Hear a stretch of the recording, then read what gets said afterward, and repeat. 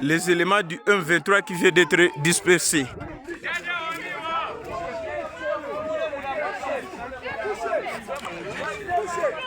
À partir d'aujourd'hui, le bureau du groupement de Bouchouira est déjà disponible. C'est déjà disponible. Le Vaya Wazalendo est venu disperser les éléments du M23 qui sont venus installer leur chef de groupement aujourd'hui. Et voilà que les éléments Wazalendo, forces armées vives de la RDC, qui restent toujours fidèles à la patrie, viennent de chasser ces éléments du M23 qui sont venus installer un chef de groupement dans le groupement de Bouchouira, territoire de Kabaré et chefferie de Kabaré. Voilà que les Vaya Wazalendo ont libéré et ont chassé leur meeting. Ils n'ont plus installé leur chef de groupement. Ici, nous sommes directement dans le groupement de Bouchouira, dans le chefferie de Kabaré, territoire de Kabaré, province du Sud Kivu. Et voilà que les Wazalendo avec la population sont déjà disponibles après avoir récupéré le milieu. Voilà.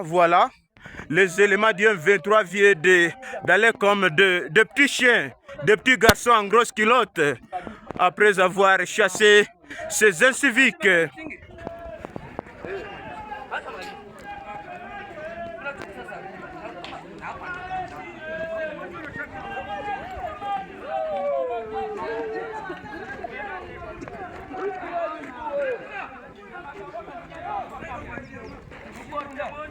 Ici, nous sommes dans le territoire de Kabaré.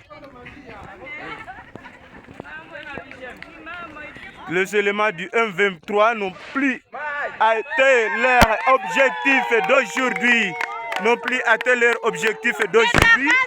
Mai yetu ya Bamushi, mai ya Barega, mai ya Babembe.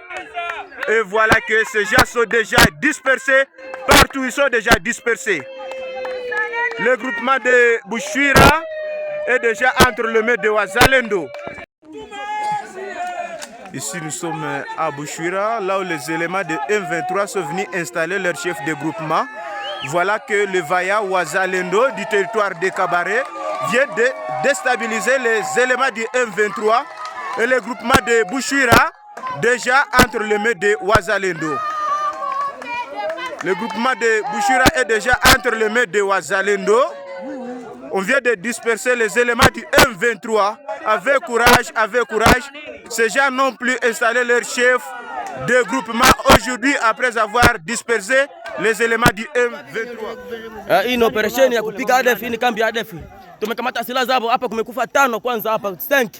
Hapa kuna kufa karibu 6. Kambi zao tunalungula. Hii ni haka yenyewe tunarekipere hapa. Bana ndula. Courage mes enfants, courage. Tumerekipere ile kwanza. Afande. Ndawa hapo ile ndawa hapo. Amena ndula hapa. Kagako. Okay. Amanda, mwerekipere kwa wapi? Ile sira kwa wapi? Mko wapi? Mwerekipere sira ngapi? Mwerekipere pale? Mwerekipere ngapi? Maiti ngapi? Maiti 5, 6. Okay, bana ndula. Mzee Kordo, Kagakolo. Advance. Kambi hapo. Tunamkuza kambi hadi. Unamwona gisi amefanya kazi. Courage. C'est le retour de l'ancien président Joseph Kabila. Il a affirmé être prêt au sacrifice suprême. Est-ce que c'est une bonne nouvelle pour la RDC ou est-ce que vous craignez le pire? Sa déclaration m'avait tout à fait déçu, puisque je crois qu'après ce qui s'était passé en 2018, où nous savons très bien que c'était un deal à l'africaine, comme l'avait dit le ministre des Affaires étrangères française, M. Le Drian. Ces deals, on ne nous a jamais dit en réalité, il s'agissait de quoi? Nous savons que ce n'est pas Félix Tshisekedi qui avait gagné les élections. Nous savons que M. Kabila a choisi en fait son successeur. Et aujourd'hui, il revient en disant, voilà, j'avais fait une passation pacifique du pouvoir, maintenant je vais le reprendre. Et quand vous lisez les discours, vous voyez très bien qu'il vient, comme vous l'avez dit, il est prêt à faire un sacrifice suprême pour reprendre le pouvoir. Moi, je me dis, c'est quelle façon d'agir? Est-ce que le Congo appartient à des individus? Ils devraient d'abord présenter les excuses aux Congolais, parce que je crois que ce qui s'était passé n'était pas normal, que le peuple vote et que vous décidez de faire un deal. Deuxièmement, je pense qu'il devrait expliquer au peuple congolais quel était le contenu de cet accord qu'il a fait avec Félix Tshisekedi. Il dit qu'il le fera après, mais c'est maintenant, c'était l'opportunité de pouvoir expliquer.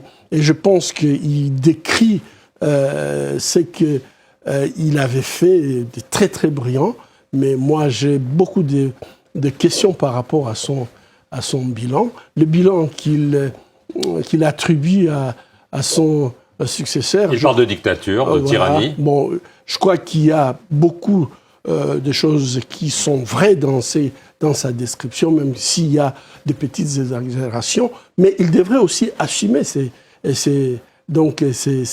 bilans désastreux, puisque c'est lui qui a choisi, et il ne nous a jamais dit pourquoi, et probablement que Félix Tshisekedi, il faisait tout simplement le programme qu'on lui a demandé de faire, puisque moi je ne vois pas beaucoup de différence entre ce que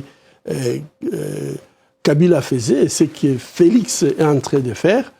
Il est vrai que la corruption a pris quand même des dimensions très très inquiétantes pendant ses pouvoirs.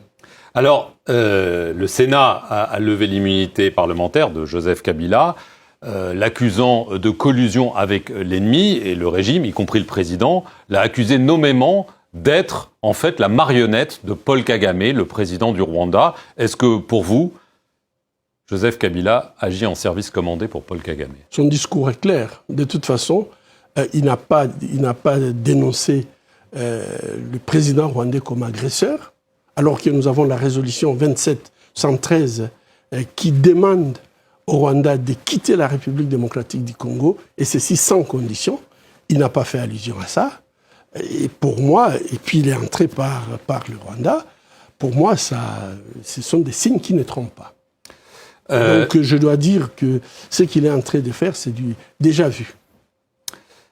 La situation dans l'Est de la RDC, il y a, d'après le Programme alimentaire mondial, 10 millions de personnes confrontées à la faim aiguë. Ça, c'est la situation humanitaire. Il y a la situation des droits de l'homme. Amnesty vient, dans un rapport, d'affirmer que les rebelles du M23, soutenus par le Rwanda, tuent, torturent, font disparaître des détenus.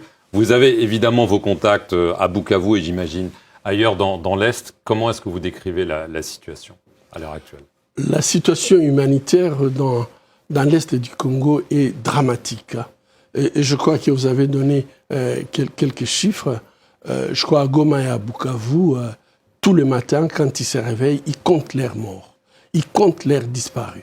Leurs morts de faim ou leurs morts exécutés? Morts exécutés, morts enlevés, des cadavres qu'on retrouve sur leur passage. Et donc, je crois que ce qui est en train de se passer à Goma et à Bukavu corrobore très bien les rapports d'Amnesty International, les tortures, les photos que moi je vois ou les vidéos que je vois des tortures de personnes. En fait, ces personnes, même si on les laisse en vie, le fait de les frapper, ça détruit complètement leurs muscles qui, malheureusement, ces personnes vont mourir des insuffisances. C'est qui? C'est le M23, le Rwanda? C'est les Wazalendo, les milices pro-gouvernementales. Aujourd'hui, je crois que la région est occupée par l'armée rwandaise, par les M23, les Wazalendo, occupe les terrains. Et je trouve que... L'armée congolaise. L'armée congolaise aussi. Et je pense que cette situation est tout simplement inacceptable. C'est un échec de Félix Tshisekedi. Il a promis diverses alliances militaires. Il y a eu l'état de siège. Enfin, il semble un petit peu tâtonner. Et le résultat, c'est quoi? Je pense que là, il faut être clair. C'est un échec sécuritaire cuisant, puisque en fait cette militarisation de l'Est, d'abord par l'externalisation de nos services de sécurité, a été un échec. Et on se retrouve dans une situation de surmilitarisation. Et du côté congolais, c'est comme si le commandement devient pratiquement Général Mouléné, impossible. bonjour. Bonjour. Kinshasa vous accuse d'avoir organisé un mouvement insurrectionnel et vous venez d'être condamné par une cour militaire à la prison à perpétuité. Qu'est-ce que vous répondez à ces accusations? À perpétuité, plus une amende de 5 milliards de dollars. C'est curieux. Bon, moi j'étais, depuis le début, c'est-à-dire 1997, le 17 mai, j'ai fait partie de ceux qui ont libéré la RDC du régime dictatorial du président Mobutu. Et déjà à l'époque du feu président Mzee Laurent Désiré Kabila, j'ai découvert les noms dits de ceux qui prétendaient être nos alliés, c'est-à-dire le cas précis, les Rwandais. J'ai découvert que M. Joseph Kabila faisait partie de ce complot. Comment je l'ai découvert? Lorsque j'ai eu à diriger les forces armées congolaises, FAC, en tant que chef d'état-major général des forces armées congolaises, il fut mon adjoint et j'ai pu le découvrir, le connaître mieux que quiconque. Il s'est imposé en 2001, tout a commencé à s'empirer. Il est à la base des FARDC, mal encadré, mal administré, et Joseph l'a fait exprès pour fragiliser cet outil de défense afin que l'Est, justement, dont on parle, soit perméable aux voisins qui ont des plans hégémoniques. Donc je lui faisais ombrage. J'ai été limogé en 2006. J'étais surveillé en permanence. Je n'avais plus droit à la rémunération, ce qui a fait que, à la fin, lorsqu'ils en voulaient à ma vie, j'ai dû quitter. Vous avez donc fui au Congo-Brazzaville en septembre 2010 et depuis, parmi les faits qui vous sont reprochés par Kinshasa, il y a l'attaque en février 2011 de la résidence du président Kabila à Kinshasa, 19 morts. Quel rôle avez-vous joué dans cet assaut? Évidemment, comme résistant, nos éléments qui sont dans les services de sécurité et les forces armées se sont révoltés et ont pris l'initiative d'en finir avec Joseph Kabila parce que c'est lui qui est l'auteur de nos malheurs. Et les jeunes gens se sont organisés pour cette attaque-là bien précisément. Donc c'est vous qui avez commandité cet assaut? J'étais bien au courant de l'initiative des jeunes gens, n'est-ce pas? Moi, je n'étais pas en mesure d'organiser puisque j'étais déjà chez nos amis, protégé par nos amis. Mais les jeunes gens ont réagi positivement. Donc vous reconnaissez que l'armée de résistance populaire est un mouvement insurrectionnel?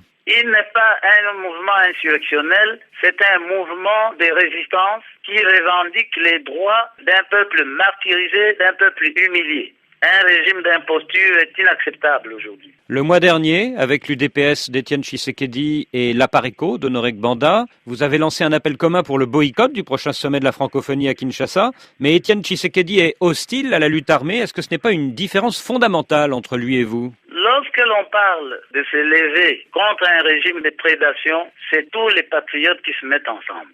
C'est-à-dire, M. Tshisekedi a trouvé peut-être la forme la plus modérée, aller aux élections, mais après le hold-up de novembre dernier, 2011.